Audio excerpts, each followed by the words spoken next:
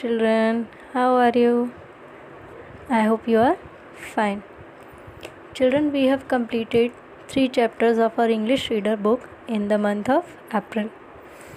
Today we will start chapter 4, Aladdin and the Magic Lamp. So take out your English reader book and open page number 32, chapter 4, Aladdin and the Magic Lamp.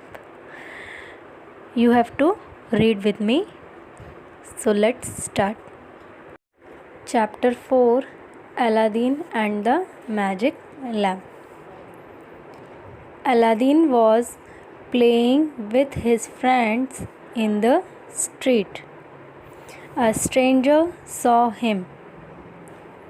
He liked the boy and thought, "This is the kind of boy I want. He is daring and bold." Going up to Aladdin, he said, "I am your uncle. Your dead father was my brother. Take me to your house. I am very keen to meet your mother." When they reached the house, the stranger took out some wonderful gifts. He had brought fine clothes, fresh fruits, and food.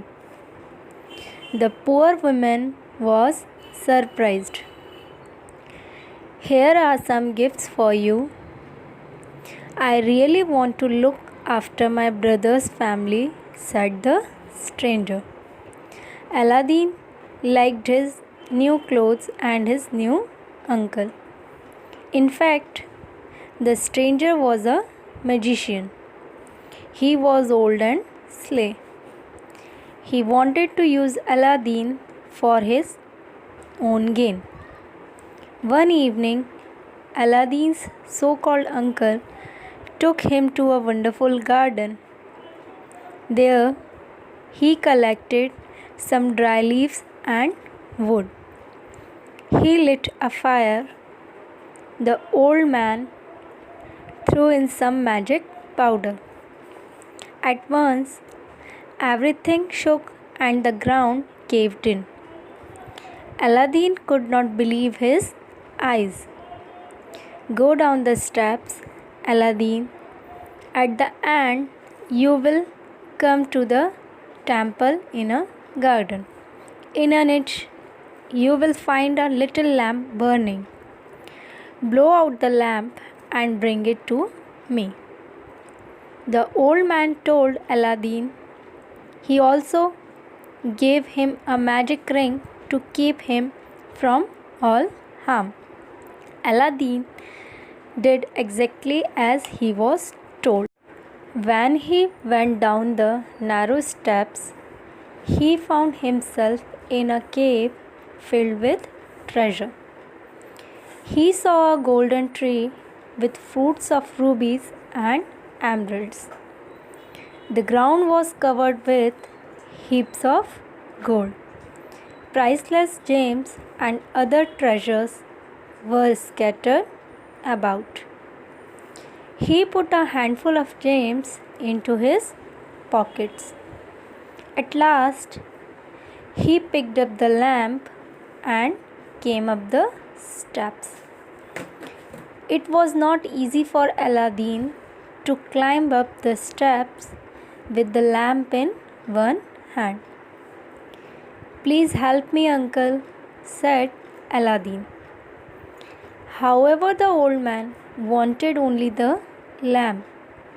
When Aladdin did not give him the lamp, the old man placed a boulder at the opening of the cave and went away.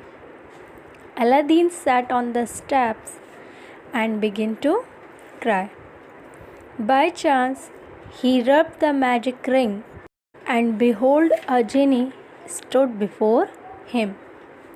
He said, "I am the genie of the ring. Tell me what to do. I can take you wherever you want to go." "Take me home," said Aladdin. And to his surprise, he soon found himself with his mother. The two were very happy. They sold all the gems and lived happily. One day, Aladdin saw the old lamp which he had brought from the cave. It was lying in a corner of the house. Let me clean it, he thought. The minute he rubbed it, a voice roared like thunder. I am the genie of the lamp. I am your slave and you are my master. What do you wish for? Aladdin was surprised. Soon, with the help of the magic lamp, he became the richest man in his city. He married a princess and lived in a palace. Every wish of his was fulfilled.